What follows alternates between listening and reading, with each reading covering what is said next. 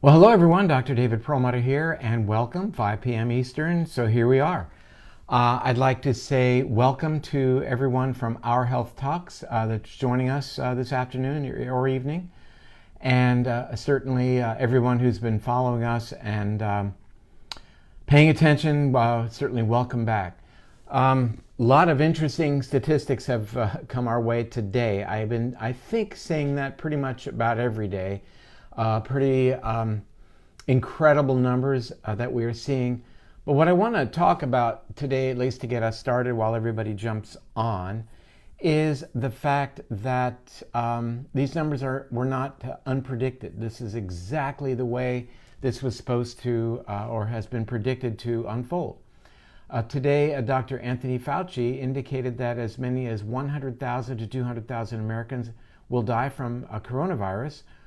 And these numbers have been predicted for a long time. We know that he said as many as 2 million Americans will be affected by this virus, and it became headlines that he said 2 million Americans will ultimately be diagnosed or contract the coronavirus. And it raised a lot of eyebrows, headlines that he said that.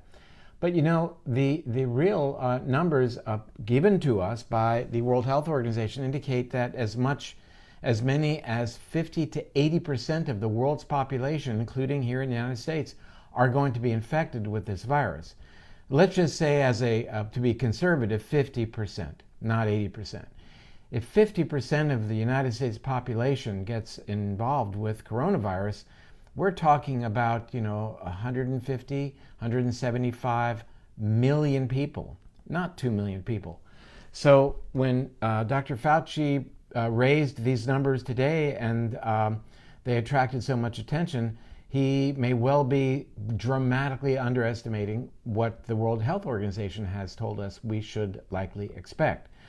So, not to call it like it isn't. I'm simply reiterating what we've been told by the World Health Organization, and that has been reiterated by other of our own governmental agencies as well, to expect that we all have a pretty good chance, more likely than not, that we're going to experience this. The point is, if we can hold out as long as we can and not get infected, we have the opportunity then to at least have hospital availability, and possibly even some meaningful treatment that may come our way soon. And I wanted to jump in some of the news things I'd like to talk about today. Is the first thing I'm going to talk about is this interesting editorial that came from the BMJ journal, published I think today, and it's written by a David Oliver, and it's called "Reclamations and Political Point Scoring Must Wait." And I'm going to actually read this because he makes some very good points. Now is surely not the time for premature postmortems on our response to COVID-19, for party political point scoring, or for reheating of historical resentments. Nor is it the time for attacks on officials and managers trying to solve problems as best they can. In the war on the global COVID-19 pandemic responses, in the National Health Service, this is written in Britain, and wider public policy are changing at a pace more like time-lapse photography than our usual peacetime decision and communications cycle. The virus threatens our health and will hospitalize or kill many. The repurposing of our health services to deal with it will marginalize many people with other important life-limiting needs. For months, it will transform the jobs of people in frontline healthcare and other key public services. It will leave millions of self-employed, contract or salaried workers in a whole range of industries with serious financial problems and will devastate many sectors. Beyond national boundaries, governments of every political shade, of every degree of experience or competence around the world face a similar set of wicked problems. So what he's calling on us to do is to, if we possibly can, stop the blaming, stop the finger pointing, and really do our very best to unite. Later in our time together today, I'm going to read a blog that I recently wrote about something called cognitive empathy, the idea that we should try to see things from the point of view of other people. We'll talk about that in just a little bit. The next thing I'd like to give to you guys is an interesting report that came out calling for another Manhattan Project. You might recall what the Manhattan Project was. That was our efforts to end World War II by building an atomic weapon. But I'm looking upon this much in line with CERN, the accelerator, or sequencing the human genome. The idea that we can share data, come together globally, we've got enough smart people out there that we can pull this off and figure out if there are even any existing technologies or candidate therapeutics out there that we may be able to leverage to bring about some meaningful treatment for coronavirus. So that said, let me just read a little bit from what he said. There is a strong track record for publicly funded, large-scale scientific endeavors that bring together global expertise and resources toward a common goal. The Manhattan Project brought about nuclear weapons quickly, although with terrible implications for humanity, really calling on us to get involved in the data sharing ideas and using big data, leveraging big data to really come up with solutions with the tools that we already have. I'm going to read to you a blog that I wrote in just a few minutes, but for now, let's start answering some questions. I want to say that yesterday I was on Our Health Talk, and I think there should be, Jonathan, if you could put up that link to that, I think that'd be very helpful information for everybody. Had a lot to talk about yesterday in terms of cleansing. How do we sterilize various packages that we get? What should we be using around the home? Why vodka is not necessarily a good choice because it's only at most 40% alcohol, that we really need upwards of 70% alcohol if we're going to treat our doorknobs, our garage door openers, you name it. We've got to have high concentration alcohol. We talked about using bleach in a concentration of 1 part bleach, 5 parts water, in a pump sprayer for the packages that are inevitably going to come to your house. One would think if you're ordering stuff and thinking you don't want to go to the store.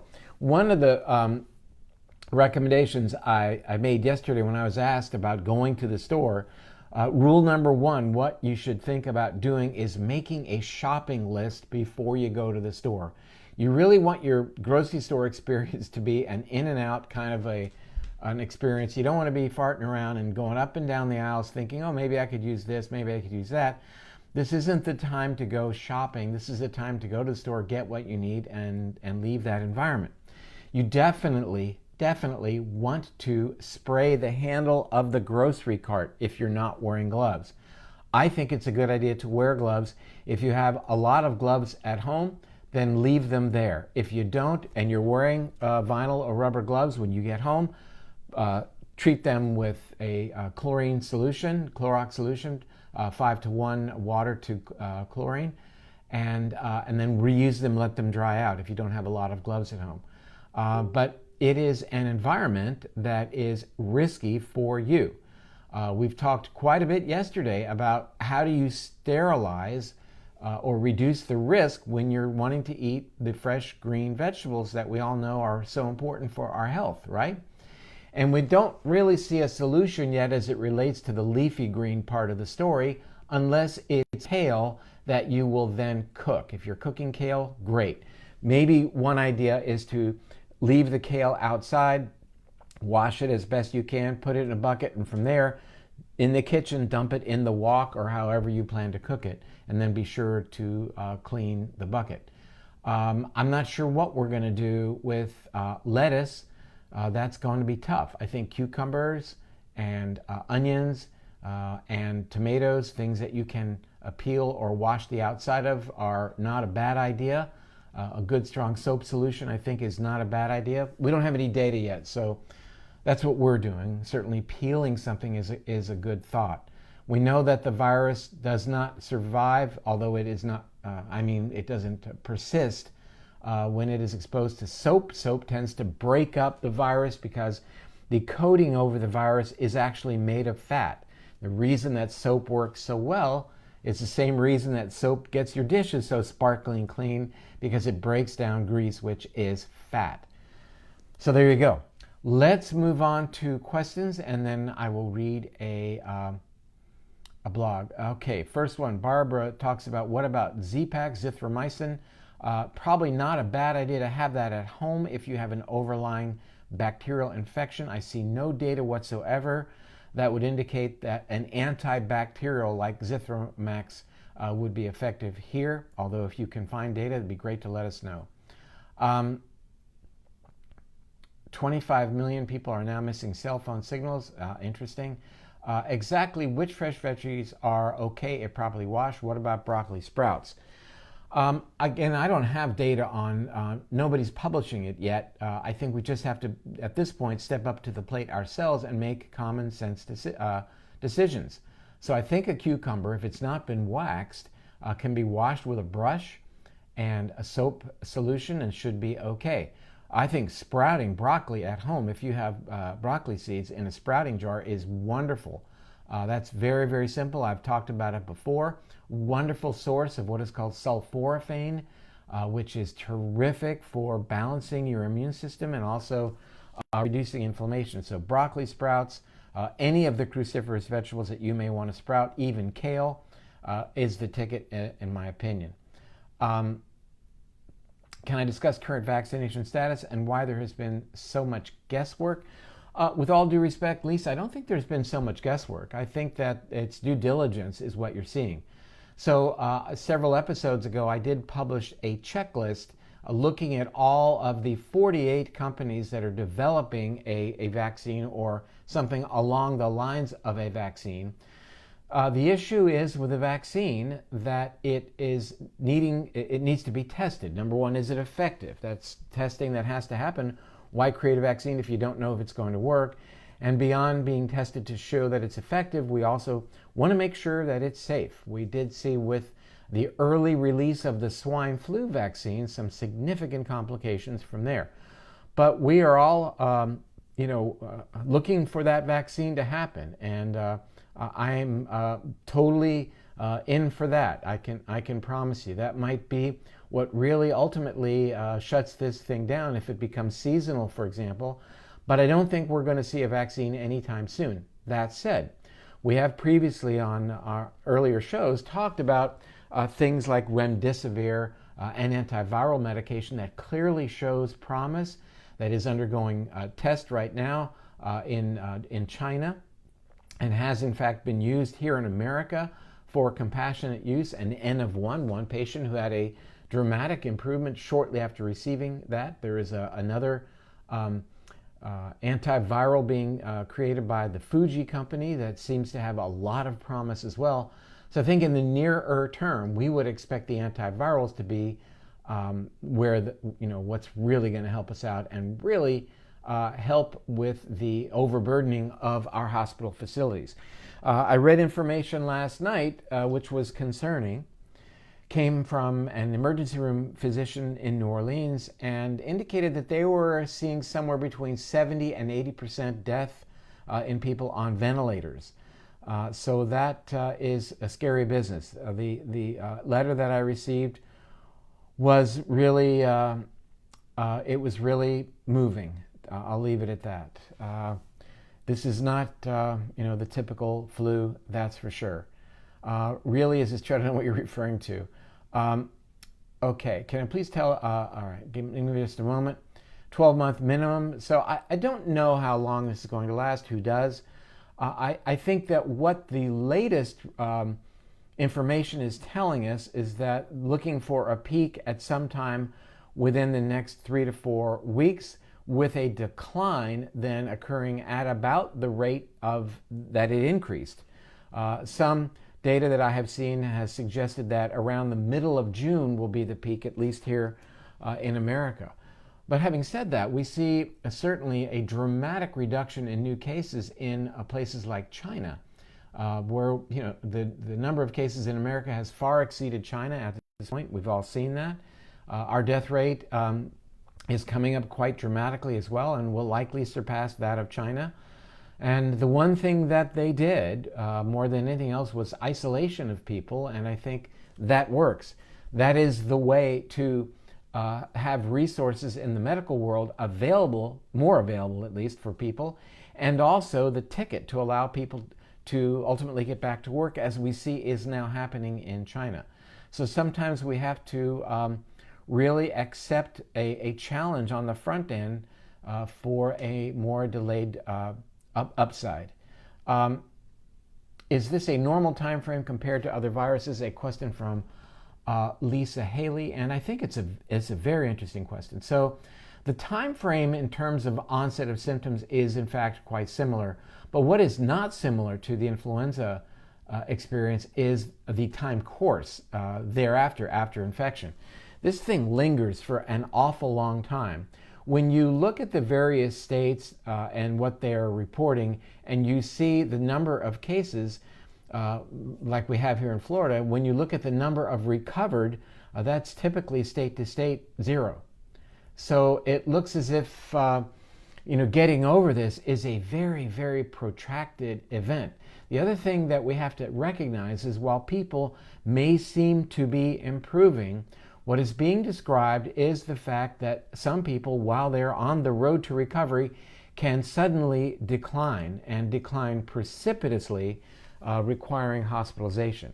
When we talk about mild disease affecting, let's say, 80% of people who get COVID-19 infection, mild disease simply means that they do not need to be hospitalized. But I can assure you that even at home, people with COVID-19 can be very, very sick, even though they don't necessarily have to be hospitalized.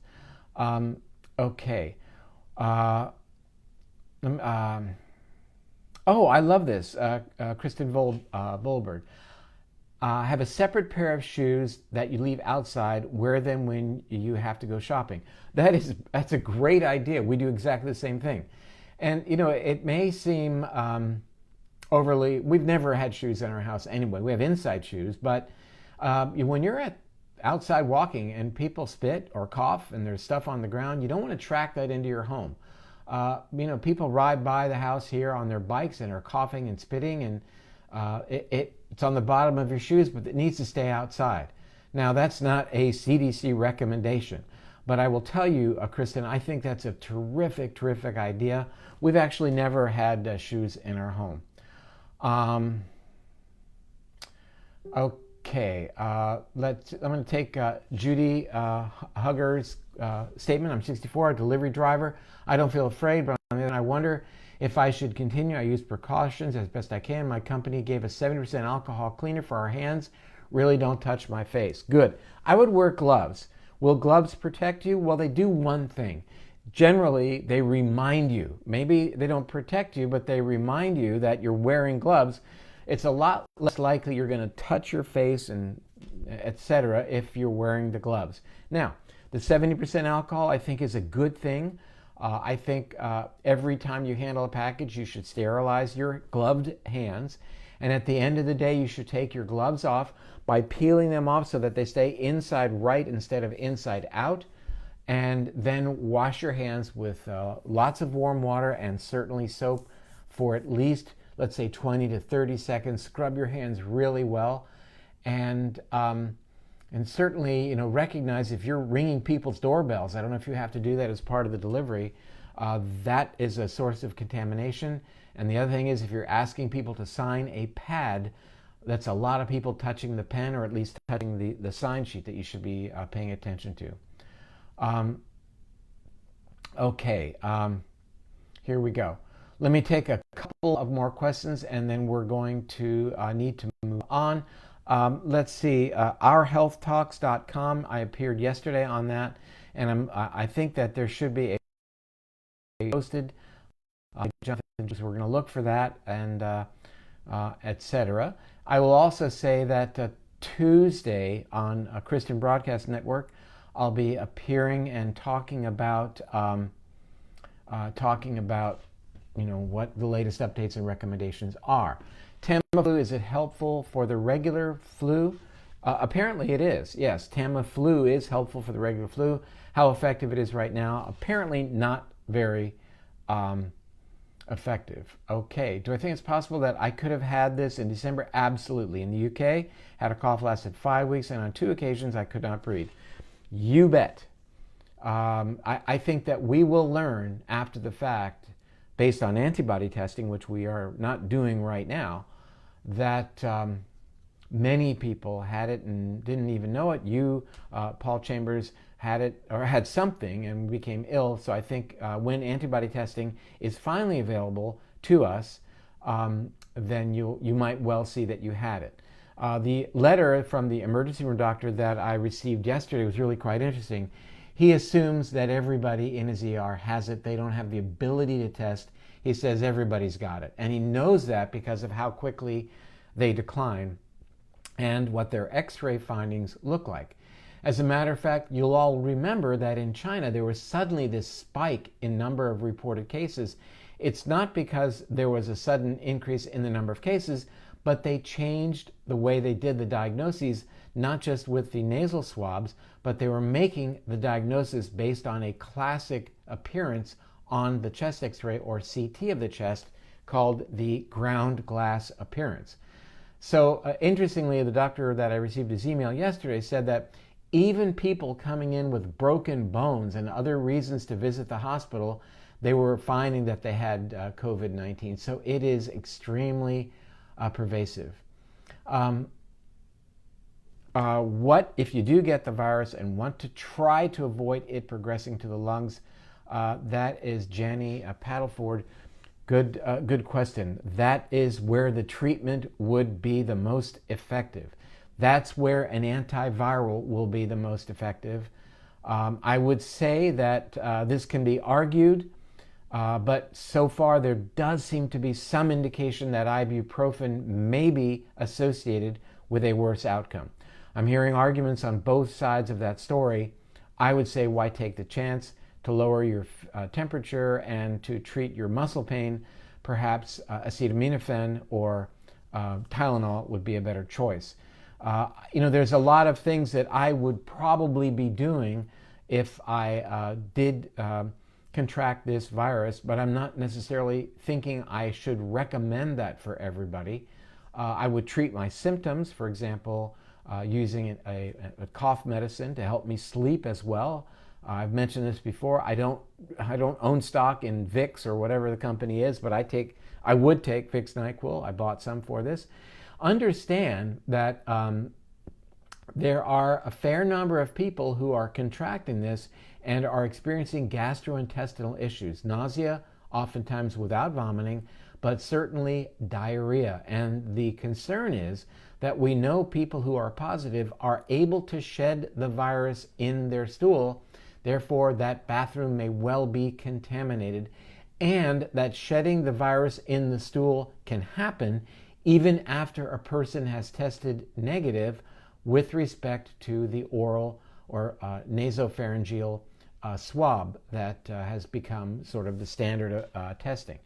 And, because the virus has a strong ability to infect the gastrointestinal system, it makes us really consider strongly the idea of how we can go about ridding our foods of carrying the virus. It's why we, for one, or however many we are here, 3, are really thinking twice about the idea of leafy green vegetables, and in fact trying to grow them on our own, and it's challenging. I certainly tell you that. Okay, we are having lettuce for dinner. Is it safe? I think I just answered that. What's the difference between cytokine storm and a healthy fever? Well, Sandra Birrell, I want you to know that I think the idea of a healthy fever is not an oxymoron. I think that when your temperature goes up, that's your body's way of amping up your immune system. So it's not necessarily always considered a bad thing. In this case, we also use it as a diagnostic tool. The cytokine storm, however, is a different kettle of fish. It may be occurring around 10 days into the illness, and that is a sudden loss of control of the immune system, such that the creation of the chemical mediators of inflammation just explodes. And basically, the body is on fire with inflammation. And those inflammatory chemicals go throughout the body and damage the organs. That is a very important event that ultimately leads to a bad outcome. Perhaps the most challenging event that occurs is something called DIC, disseminated intravascular coagulopathy, whereby the blood basically clots in your vascular system, and that deprives you of being able to oxygenate your tissues, and obviously that is an aggressive event. But we are now seeing all kinds of issues with this virus that were not predicted but are now being seen.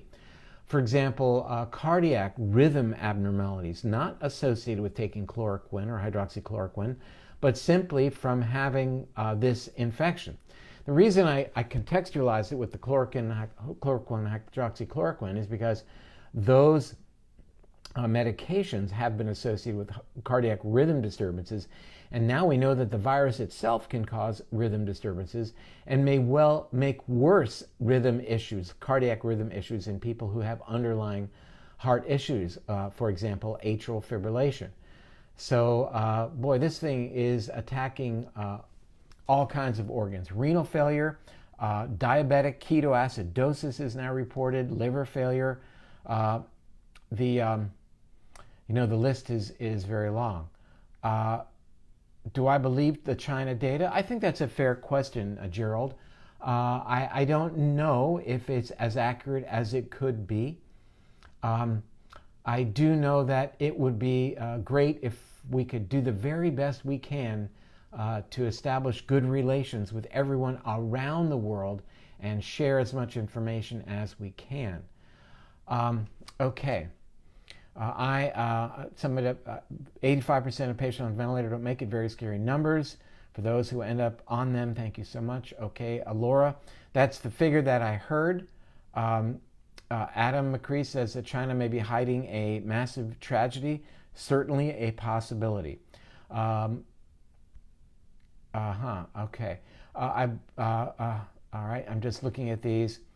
What do you use to clean your floors with to disinfect it? So we haven't necessarily been disinfecting our floors because we don't do the outside to inside shoe thing. But we do clean the floors at least once a week using a soap solution and bay oil. Bay leaf oil is something we've always liked to clean the floors with. I like it. I'm not going to say that's that destroys virus. What are my thoughts on vitamin C intravenously? I'm going to wait for the results of the study. There is an ongoing study right now in China, a 12-day trial of IV vitamin C, I think versus placebo, where people are receiving 12.5 grams or 12,500 milligrams of vitamin C intravenously twice a day and determining their outcome. I think there's good reason to assume it might be helpful. We know that vitamin C is good at quenching free radicals. Those are the damaging chemicals that are downstream from inflammation that may help to mediate the organ failure. So we will await to see how that plays. Vitamin C also is somewhat immune enhancing, so I'm looking forward to that data.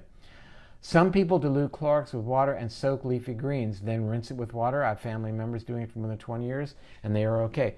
I hear you, Claudia. That may very well be not a bad idea. I've thought about it. I don't want to be eating Clorox, but I think if you rinse it, probably it's going to turn out to be a good idea. I don't want chlorine in my gut because I don't want to threaten my gut bacteria. But again, if there is a way to rid that vegetable of the Clorox, then I'm all in.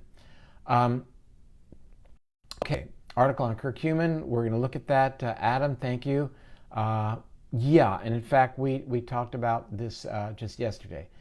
Do I think gloves and masks should be mandatory? I think masks are a good idea. When you look at the countries, by the way, that are having success in so-called flattening the curve, everybody's wearing a mask. And I think the original recommendations for us not to wear masks was well-founded because it was a way to get masks to healthcare professionals. So that's the first line, who need the masks more than everyone. If we aren't going out, then maybe we don't need masks, and maybe that's one way of making sure that our healthcare professionals would have access to masks. Okay. Okay, so here we go. Let me read a little bit. This is a blog that I've written that I think is really just worth considering. And I'll post to you, hang on just one second. I'm going to post to you the link, and then I'll read you the blog. It's on my site, drperlmutter.com. Here comes the link, and get ready for the blog. Okay. And I entitled this, I wrote this earlier in March. It's called Actually, He May Have a Point. It's probably been a while since you've heard someone say, you know, he may have a point, or I see where she's coming from. I never thought of it that way. We're becoming an increasingly polarized society, digging in our heels with respect to our own beliefs and closing ourselves off from any interaction with others whose beliefs may differ from our own. Whether it's left-wing versus right-wing, Democrats versus Republicans, vegans versus carnivores, the ability to engage in interactive dialogue seems to be on the wane, and this, in my opinion, is not a good thing. The ability to visit with the ideology of another person, especially when that ideology is contrary to our own, clearly offers a benefit in terms of expanding both our knowledge base, which we can sure use now. Just experiencing or attempting to understand the beliefs of another person allows us to refine our own framework for navigating the world in which we live. The ability to participate in the viewpoint of another person is called cognitive empathy. Now, cognitive empathy in no way implies subscribing to another person's ideas or beliefs. It simply means the ability to try on another person's framework and experience how it feels. Cognitive empathy is enhanced when there is opportunity for respectful social interaction that brings to the agora participants with diverse opinions.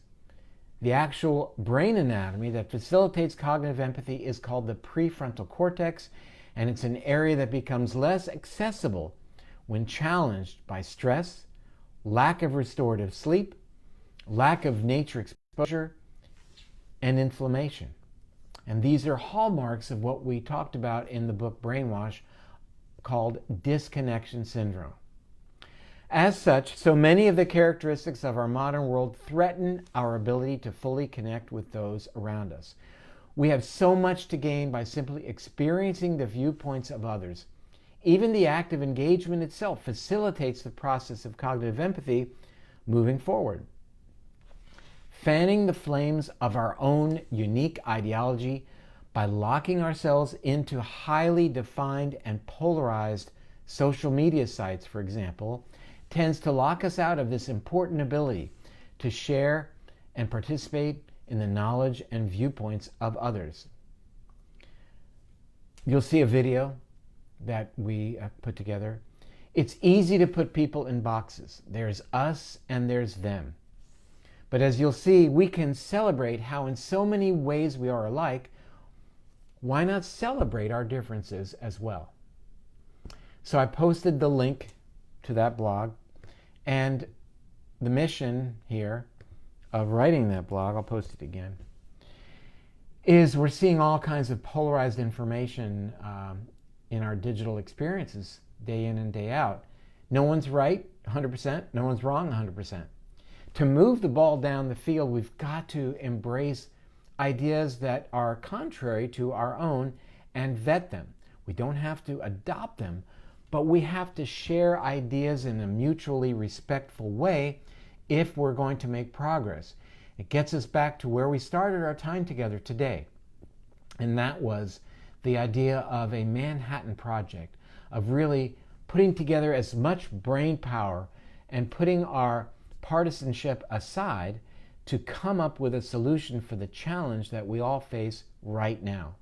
And make no mistake about it, it's a big challenge, but we've been here before. We've been challenged before to come up with solutions, and we've done it, and we're going to do it again. Let me say thank you to everybody for joining me today. I'll be back tomorrow, hopefully. If I'm not, it means I took the day off, which I kind of decided at the last minute. But if I'm going to do our 5 o'clock time together, I'll post ahead of time, let you all know. Bye for now.